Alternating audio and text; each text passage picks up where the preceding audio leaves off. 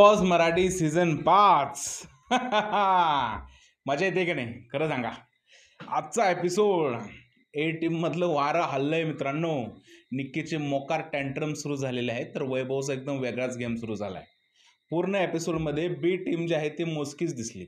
बी टीमच्या लोकांना हेच समजत नाही की कमीत कमी कॅप्टन्सी उमेदवार तरी आपला द्यावा. त्याचबरोबर मित्रांनो वैभव आणि इरेनाचं काहीतरी शिस्तय आणि सूरजला व्हायचंय घराचा कॅप्टन. खूप सगळा राडा आहे आजच्या एपिसोडमध्ये आणि उद्या तर काय कमालच होणार आहे. तर चला आजच्या एपिसोडच्या रिव्ह्यूला सुरुवात करूया. तर मित्रांनो सुरुवातीला आपण काय बघतोय, जो टास्क सुरू आहे त्या टास्कमध्ये वैभव जो आहे तो अंकिताला म्हणतोय की मी एकदम फेअर गेम खेळणार आहे. अरबाजला सांगितलंय की तू तुझा फेअर गेम खेळ, मी माझा फेअर गेम खेळतोय. अंकिता म्हणते हे बघ वैभव, मी जर का अनफेअर खेळायचं ठरवलं असतं तुला आणि इरेनाला काढलं असतं, पण आम्ही तसं नाही केलंय. आम्ही जे आहे ते एकदम फेअर गेम खेळतोय, तसा तुझ्याकडनं पण अपेक्षा आहे. आणि वैभव तिकडे त्याला शब्द देतो आणि नंतर बाथरूममध्ये जाऊन काय म्हणतो, तुम्हाला माहिती आहे का मी काय काय केलंय? अरे मी त्या पिशवीत बॉल सुद्धा कमी भरलेत. हां, यांना काही कळलंच नाही. अरे मी तुझा हात पकडला ना तर मी तुझ्या हातात तो बॉल आहे ना जाणून बुजून घेतला नाही तुझ्या हातातला. हां, वा वैभव वा. म्हणजे महाराष्ट्र ज्यावेळेस बघेल ना की वैभवचा कॅप्टन्सी टास्कवाला जो गेम आहे ना तो किती फेअर होता, तर वैभव म्हणाला अरे वा वैभव वा. वैभव त्याच्या टीमसाठी लढला नाही. वैभव जो आहे स्वतःसाठी पण लढला नाही. वैभवला जे आहे ते स्वतःला कॅप्टन्सी नकोच होती. वैभवला निक्की, अरबाज, घनश्याम या लोकांना कॅप्टन बनवायचं होतं. मी तर म्हणेन त्या टीममध्ये सूरज होते, योगिता होते, ही सगळी जी लोक होती ना त्या लोकांना पण वैभवला कॅप्टन बनवायचं होतं, पण त्याला आणि इरेनाला कॅप्टन बनायचं नव्हतं. म्हणून जो आहे तो अनफेअर गेम खेळला आणि एकदम छाती ठोकपणे सांगत होता कौतुकाने, हे बघा मी असा असा गेम खेळलेलो आहे. म्हणजे काय वैभव भाई, तुझा हा अनफेअर गेम जो आहे ना संपूर्ण महाराष्ट्र बघतोय. मला असं वाटतं की रशियनच्या मागं हा एवढा वेडा झालाय की त्याला समजतच नाही की आजूबाजूला काय चाललंय, त्याची टीम कुठं चालली आहे, बाकी गेम कुठं चाललाय. वैभव या सगळ्यातनं बाहेर दिसायला लागलाय मला वाटतंय आणि त्याचा गेम जो आहे तो रशियनमध्ये घुसायला लागलाय. आणि रशियन पण एवढी चालाक निघाली ना इरेना, ती सुद्धा वैभवला गुंडाळते. म्हणजे टास्क चालू असताना तो बिचारा निखिल बॉल गेला इरेना करून, तर ती बोलली मला टच होतंय. हा भडकला ना भाई. मला असं वाटतंय की इरेना काय घरामध्ये एकटी आलेली नाही आहे. इरेना जे आहे ते घरामध्ये येताना ना खूप मोठे बाउन्सर्स बरोबर घेऊन आली. म्हणजे 10 बाउन्सर्सचा मिळून तिने एकच बाउन्सर तयार केला आणि त्याचं नाव आहे वैभव चव्हाण. म्हणजे याचं कामच फक्त बिग बॉसच्या घरात हे राहिलंय की फक्त तिला प्रोटेक्ट करणं, इरेनाला प्रोटेक्ट करणं. या व्यतिरिक्त दुसरं काही सुद्धा जे आहे ते काम या लोकांचं राहिलं नाहीये. आता या कॅप्टन्सी टास्कमध्ये वर बाल्कनीवरती अंकिता आणि पॅडी दादा बसले होते आणि ते बाल्कनीवर बसून प्रेक्षक झाले होते या कॅप्टन्सी पदाच्या दावेदाराचा जो टास्क होता त्याचा. आणि वरून म्हणत होते अरे असं चाललंय असं आलं, वा वा वा वा, काय खेळाखेळी चालली, काय वडावडी चालली. हे बघा बरं, ह्या टास्कमध्ये आरोप प्रत्यारोप पण झाले. निक्की बोलते की अरे मला चावली, अरे मला चावली. अरे बोलती नाही, बाईवर हात घालायचा नाही, बाईवर हात घालायचा नाही. म्हणजे खरं सांगू का, एवढा सिरियसली बोर टास्क होता ना तो बघायला सुद्धा मजा येत नव्हती. म्हणजे इकडे सूरजने थोडीफार मजा आणण्याचा प्रयत्न केला. भाई सूरजमध्ये ताकद आहे, जाऊन जो भिडला डायरेक्ट बाबा खतरनाकवाने भिडला. त्याने वैभव आणि अरबाजला एका धक्क्यामध्ये पाडलं माहिती आहे का. नंतर वैभव भडकला, अरे नालायक आहे का, तुला कळतंय का, धक्का का देतो, धक्का का देतो. अरे देणार तो धक्का, टास्क आहे वैभव. तो तुझ्यासारखा रशियनच्या मागं पागल नाही झाला, त्याला गेममध्ये राहायचंय म्हणून तो धक्का देतोय बाई. बरं, या टाचच्या अंती आपण काय पाहतोय तर ए टीम जिंकलेली आहे आणि बी टीम हारलेली आहे आणि ते होणारच होतं. वैभव जो आहे तो अत्यंत अनफेअर गेम खेळलेला आहे, बायस गेम खेळलेला आहे आणि त्याने त्याचा स्वतःचा विचार नाही केला, त्या रशियनचा पण विचार नाही केला. तो बी टीमचा तर विचार करणारच नव्हता.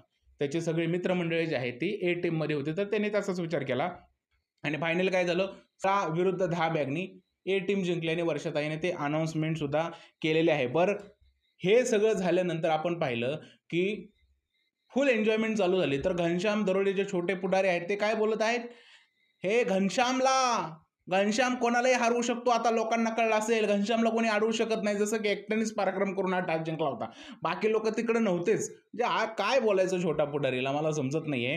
पण इकडे जे आहे ते निक्कीला खूप वाईट वाटलं, कारण टास्क जिंकल्या जे आहे अरबाजने तिला विश नाही केलं. काँग्रेस जो आहे तो बाकी टीमच्या मेंबरला अरबाज बोलायला गेला. या गोष्टीचा आला निक्की मॅडमला राग. बरं, जान्हवीने पण योगिताला मिठी मारली, या गोष्टीचा पण आला तिला राग. मग ती काय बोलली की तुम्ही खूप बेकार लोक आहे, मला तुमच्याबरोबर बोलायचं नाही आहे. यामध्ये मी कौतुक करेन योगिताचं. योगिता खूप छान गेम खेळते, खूप स्ट्रॉंग मुलगी आहे. का तिला बाहेर जायचं आहे घराच्या? हां, खतरनाकवानी गेम खेळलाय तिने अरे, एकदम जेन्युइन गेम खेळलाय त्या मुलीने. टीमच्या लोकांनी तिला कधीच भाव नाही दिला. त्या लोकांसाठी गेम खेळली, फेअर गेम खेळली आहे. संपूर्ण महाराष्ट्राने बघितलंय. वैभवनी तर अनफेअर गेम खेळलाय. ही मुलगी खरंच कॅप्टन होण्याच्या पदासाठी डिझर्व करते. पण बघा तुम्ही काय केलंय बी टीमने. बी टीमला काही समजत नाहीये. बरं ठीक आहे, आपण निक्कीच्या विषयाकडे येऊया. हा तर विषय झालेला आहे. तर निक्की मॅडम ज्या आहेत त्या रागवल्या. मग निक्की विरुद्ध बॅक बिचिंग जे चालू होतं ना एकदा निक्की रागवल्यानंतर, मग तो वैभव करतो, नंतर अरबाज करतो, त्यानंतर जान्हवी करते. आणि ज्यावेळेस एक्सपोज केलं जातं ना भाऊच्या धक्क्यावर, त्यावेळेस रडायचे सोंग होतात. आता या जान्हवीने सुद्धा निक्कीला मानवायचा प्रयत्न केला. तिकडे लव्ह लेटर वगैरे काय आहे ते ठेवलं, फुल ठेवलं. निक्कीने डायरेक्ट कोल्ली तिला, नाही मला नाही बोलायचं, अजिबात नाही बोलायचं. त्यानंतर काय आहे, तो अरबाज सुद्धा त्याच्याकडे आला. वैभव म्हणला इकडे येऊ नको, आता रडती, येता आला तू रडली तर बाई इश्यू होऊन जाईल. त्यानंतर हा वैभव जो आहे, हा वैभव अरबाजकडे जाऊन बोलला की यार मला हे पटत नाहीये, ह्या सगळ्या गोष्टी निक्की करते ते मला पटत नाहीये. एकंदरीतच काय, निक्की विरोधात त्यांचीच टीम जी आहे ते भडकलेली आहे. निक्की जे आहे ते कुठंच फुटेज घ्यायला कमी पडत नाहीये. बघल तिकडं फुटेज घेते. खरं तर भांडण्याचं काही एवढं कारण नव्हतं, पण ती ना छोट्या गोष्टींना सुद्धा मुद्दा क्रिएट करते आणि ते दिसलेलं आहे. म्हणजे जी गोष्ट मुद्द्याची नाही तिकडे सुद्धा फुटेज घेण्याचा प्रयत्न निक्कीचा होत असतो आणि ती घेते. 101% ती फुटेज घेते. आणि का घेऊ नये तिने फुटेज? मला असं वाटतंय, जे काय घरामधले आता सध्या सिच्युएशन सुरू आहे, म्हणजे ए टीम एपिसोड जो आहे समजा 45 मिनिटाचा एपिसोड आहे, त्यातले 40 मिनिटं ए टीम दिसते आणि 5 मिनिटं बी टीम दिसते. ही सच्चाई आहे. त्यामुळे मला असं वाटतं निक्कीने फुटेज घेणं गरजेचं आहे. कारण तिने फुटेज नाही घेतलं तर काय दिसणार? बी टीम काय करतच नाहीये. मग बिग बॉसच्या मेकर्सला जाणून बसून निक्की निक्की निक्की लावावी लागते. भले निक्की आपल्याला पटत नाहीये, निक्की आपल्याला आवडत नाहीये, निक्कीचा गेम आपल्याला अनफेअर वाटतोय, पण काय करणार? ही लोकं तर काय करतच नाहीये. तर आता इकडे जो आहे पुढारी जो आहे, पुढारी म्हणतो की माझं पण हार्ट जे आहे ते ब्रेक झालेलं आहे. आता मी ना समोरच्या टीममधूनच जाऊन खेळतो. वैभवने कॉलला सरळ, आता एक्सप्लेनेशन नाही पाहिजे, चल निघ, निघ आमच्याकडे थांबूच नको. हा पुढारी तरी पण एक्सप्लेनेशन देतोय. वैभव म्हणला अरे नाही ऐकायचं तुझं एक्सप्लेनेशन, चल निघ ना. हा परत एक्सप्लेनेशन देतोय. अरे काय घनश्याम, काय चाललंय तुझे? निक्कीचे सँडल काय घालतोय, ठुमका काय लावतोय, निक्कीला निक्कू काय म्हणतोय, तिला मिट्या काय मारतोय. हा अरे तुला कोल्हा, तुझी प्रायोरिटी तर आहे का तुझ्या टीममध्ये?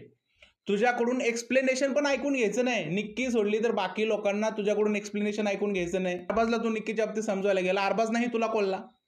अरे तुझं आहे का भाऊ काय? तू महाराष्ट्रातला एक छोटा पुढारी म्हणून तिकडे बिग बॉसच्या घरात प्रतिनिधित्व करतोय ना. मग तू काय त्या मुलीचे सँडल घालून तिकडे ठुमके मारत बसलाय घरामध्ये? मला असं वाटतं ना मित्रांनो, की छोटा पुढारीला ना असं वश केलंय निक्कीने. आणि मी पाठी म्हणलं होतं ना, जसं की लिंबू, मिरची वगैरे असं वश करून ना तिला एकदम ताब्यात केला. हिप्नोटाईज झालाय छोटा पुढारी. मग त्याला निक्कीशिवाय काय दिसत नाही. किंवा दुसरं एक असं मला वाटतं, की निक्कीच्या गोरेपणावर तो घायल झालाय. मला असं वाटायला लागलंय. म्हणजे रितेश भाऊ जे बोलले होते ना, ज्यावेळेस निक्कीने त्याला पप्पी दिली, त्यावेळेस याच्या चेहऱ्यावरचे रिॲक्शन तसे नव्हते भाऊ बहिणीवाले. हे आता मला खरं वाटायला लागलंय. म्हणजे एवढं कोणी आहारी जात नाही अरे एखाद्या माणसाच्या. म्हणजे तुम्ही बघा, घरातले बाकी सगळी लोक निक्कीच्या विरोधात गेले तरी हा निक्कीच्या बाजूनी तिची कोतवाली करायला तिकडे जातो. जसं काही निक्कीने याला वकीलच नेमलाय. हा ना नेहमी सांग निक्की अशी केलं, अरे तू अरबाज समजून घे, तू आमचं ऐकत नाही. वैभवने कोल्हा, अरबाजने कोल्हा, काय इज्जत राहिली भाई तुमची छोटा पुढारी? एवढंच नाही तर आता बी टीमने जे कॅप्टन्सी उमेदवारी तुम्हाला द्यायची होती त्यावेळेस तुम्हाला कोल्लं घनश्यामची. तुमची काय इज्जत नाही राहिली. काय आहे पुढारी? अरे घरातली लोक पण तुमची मजा घेत होते, बोलत होते. ह्या कोकण कन्या मॅडम ज्या आहेत, कोकण हार्टेड गर्ल आहेत, ते बोलले अरे काय रे तू पुढारी ना. पॅडी कांबळे दादा पण तुमची मजा घेत होते. त्यानंतर पॅडी कांबळेने मजा घेऊन झाल्यावर बाकी जेवढी सगळी लोक होती बी टीमची तुमची मजा घेत होते. म्हणजे थोडी तरी रिस्पेक्ट ठेवा यार. काहीतरी ठेवा स्वतःचं. महाराष्ट्राचं पुढारी म्हणून प्रतिनिधित्व करताय तुम्ही. छी छी छी छी छी छी. खूप खूप घाणेरडा गेम चाललाय छोटा पुढारीचा. सिरियसली. ॲक्च्युली आता मला परत एकदा म्हणायला लागते की काय हा छोटा पुदिना झालाय. म्हणजे समजत नाही. निक्कीचं शेपूट झालाय तो, असं मला सद्यस्थितीत वाटायला लागलेलं आहे. आणि जान्हवी बसलेली आहे आणि ती बोलते की हा वैभव जो आहे तो इरिनाच्या पार वशमध्ये गेलाय. म्हणजे आज कॅप्टन्सी टास्क आहे तरी तो आपल्याविषयी विचार नाही करत आहे. तो इरिनाचाच विचार करतोय. त्याला इरिनाला कॅप्टन बनवायचं होतं आणि ही खरी गोष्ट आहे. तिकडे काय इरिना आणि वैभव एका जागेवरती बसले होते. इरिना त्याच्या बॉडीवरती असा पाय टाकते, असा पाय टाकते. पाय टाकल्यानंतर त्याला काहीतरी इशारा करते आणि त्याला बोलते रशियामध्ये काहीतरी. आणि तेवढ्यात बिग बॉस इंटरफेअर करतात. आता काय बोलली, काय नाही बोलली तुम्ही पण ऐकले. मला इकडे बोलायचं नाही. हां? काय बोलली तुम्ही पण ऐकले, मला इकडे बोलायचं नाही. बिग बॉसने मध्ये इंटरफेअर केला आणि नंतर बिग बॉसने टॉमना सुद्धा मारला का नाही, ऐकलं का नाही तुम्ही सगळे लिव्हिंग रूममध्ये जमल्या बिग बॉसने मारलेलं टॉमना ऐकलं का नाही तुम्ही? तर बिग बॉस बोलले, बिग बॉसने टॉमण्यामध्ये बोलले आणि त्याला सुद्धा कळलं आणि काय ब्लश करत होता वैभव. मला असं वाटतं की काळी जादू झाली आहे बिग बॉसच्या घरात आणि ती काळी जादू केलेली आहे इरण आणि वैभववर. म्हणजे वैभव त्या रशियनच्या मागं ना एकदम पागल झाला आहे. त्याला असं वाटायला लागलं की ही रशियन आपल्याला भाव द्यायला लागली आहे. आता या रशियनबरोबरच आपलं सगळं आहे. म्हणजे फॉरेनची चव्हाणीन वगैरे घरी घेऊन जाण्याचा विचार दिसतोय वैभवरावांचा असं मला वाटायला लागलेलं आहे. आणि एकंदरीतच पाहता इरिनाला या गोष्टीचा फायदा होतोय म्हणून इरिना जो आहे तो वैभवचा बरोबर फायदा घेते. म्हणजे तुम्ही सिरियसली सांगा इरिना हे सगळं का करते? तिच्या मागं खरंच तिच्या भावना आहेत का वैभववर? ती गेमसाठी करते सगळं नाटक आणि वैभव त्याच्या फंद्यात अडकत चाललेला आहे. ॲक्च्युअली वैभवला आता ए टीममध्ये सुद्धा राहायचं नाहीये. म्हणजे निक्कीवरती तो खूपच जास्त नाराज आहे. मला असं वाटतं की वैभव जो आहे ना लवकरच ए टीम जी आहे तिला सोडचिठ्ठी देणार आहे आणि ही सोडचिठ्ठी दिल्यानंतर आपल्याला अरबाज वर्सेस वैभव पाहण्याची दाट शक्यता मिळू शकते किंवा वैभव वर्सेस निक्की जे आहे ते घरामध्ये रान पेटण्याची जास्त शक्यता आहे. पण त्यासाठी या रशियनला थोडंसं बाजूला करायला लागेल वैभवला. नाहीतर वैभवचं जे आहे ते पुढचं जे आहे ते बिग बॉसचं जे जर्नी आहे ती खूप थोडीशी अवघड होणार आहे. त्यानंतर आपण काय पाहतोय जान्हवी आणि अरबाजचं ते डिस्कशन झाल्यानंतर अरबाजने पण ओळखलं की बाबा वैभव त्या वशमध्ये गेलेला आहे. आता बिग बॉसनी जे आहे ना मालवणी भाषेचा जो अपमान झाला होता त्याबद्दल मालवणीत बोलून मालवणी प्रेक्षकांचं किंवा मराठी सर्व प्रेक्षकांचं जे आहे ते मन जिंकलेलं आहे. म्हणजे मालवणीचा अपमान झाला हा मुद्दा खूपच मोठा झाला होता आणि त्यासाठीच बिग बॉस स्वतः मालवणीत बोलले आणि मालवणी जेवढे प्रेक्षक आहेत त्यांना एकदम भरून आला असेल की बाबा बिग बॉसच्या घरात मालवणी भाषा बोलली गेली आणि आम्हाला त्याचा अभिमान आहे आणि मला असं वाटतं की बोलली गेलीच पाहिजे. का नाही बोलली गेली पाहिजे? हां, वैभवने जी चूक केली होती ती बिग बॉसने नाही केली. अंकिता ज्या भाषेत बोलली त्याच भाषेत रिस्पॉन्स दिला. त्यामुळे बिग बॉसला हॅट्स ऑफ. आणि ज्यांना असं वाटत होतं की मालवणी भाषेची रिस्पेक्ट कमी झाली आहे त्यांच्या मनातला डाऊट सुद्धा बिग बॉसने काढला आणि बिग बॉसने हे सांगून दिलं की हे बघा बिग बॉस मराठी आहे. मराठी भाषेची उपभाषा ही मालवणी आहे आणि आम्ही मालवणीमध्ये सुद्धा बोलू शकतो. आमच्या मनात मालवणीविषयी सुद्धा प्रेम आहे. जेवढं प्रेम आम्ही मराठीवर करतो तेवढं मालवणीवरतीही प्रेम करतो. हे बिग बॉसने दाखवून दिलं. बिग बॉसने त्या लोकांना सुद्धा संदेश दिला की तुम्ही विनाकारण हा मुद्दा बनवू नका. आम्ही स्वतः सुद्धा मालवणी बोलू शकतो आणि मला खूप भारी वाटलं. खूप जास्त भारी वाटलं आणि यावेळेचं बिग बॉस थोडं इंटरेस्टिंग का वाटतंय बिग बॉस आहे ना सीझन 16 सारखी कंटेस्टंट बरोबर चर्चा करतात आहे त्यामुळे बघायला खूप जास्त मजा येते. मध्येच एक घटना घडली आर्या वर्सेस डीपी दादाची. आता इकडे बघा डीपी दादाची खूप जास्त फॅन फॉलोइंग आहे.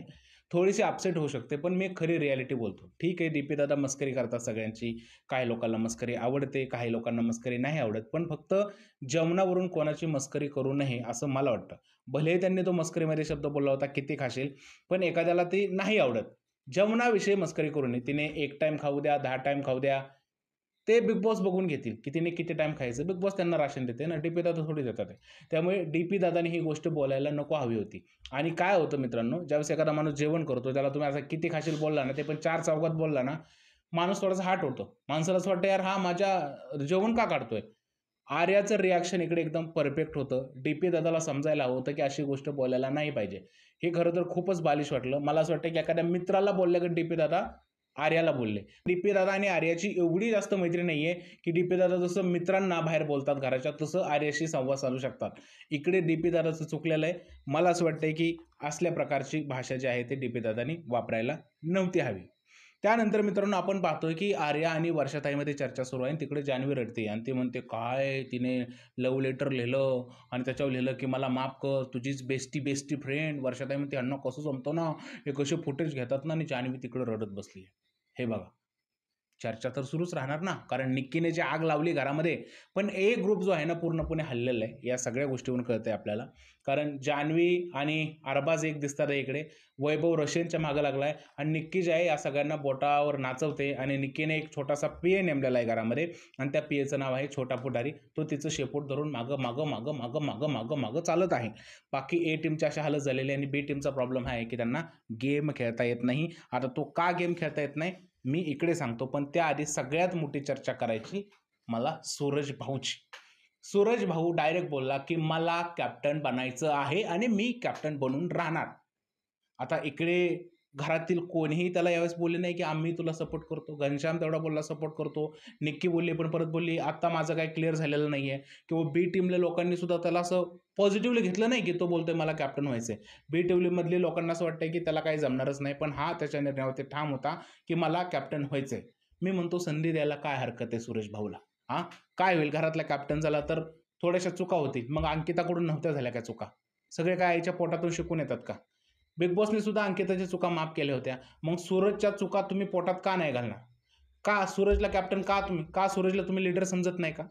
सूरजच्या तुम्ही कॅप्टन्सीवर एवढा डाऊट का घेताय घरातले लोकं? हां, म्हणजे तो तुमचं सगळं ऐकतो म्हणजे नेहमी त्याने तुमचंच ऐकत राहिलं पाहिजे का? त्याला त्याचं काही इंडिव्हिज्युअल मत नाहीये का? किंवा त्याला कॅप्टन्सी नकोय का? त्याला गेममध्ये पुढे नाही जायचंय का? मग तुम्ही त्याला एवढं कमजोर कसं काय समजू शकता? हा माझा प्रश्न बी टीमला आहे आणि ए टीमला पण आहे. तुम्ही सूरज चव्हाणला एवढं कमजोर का समजताय? जर का तो स्वतः बोलतोय मला कॅप्टन व्हायचंय, तर तुम्ही त्याला सपोर्ट का नाही करत?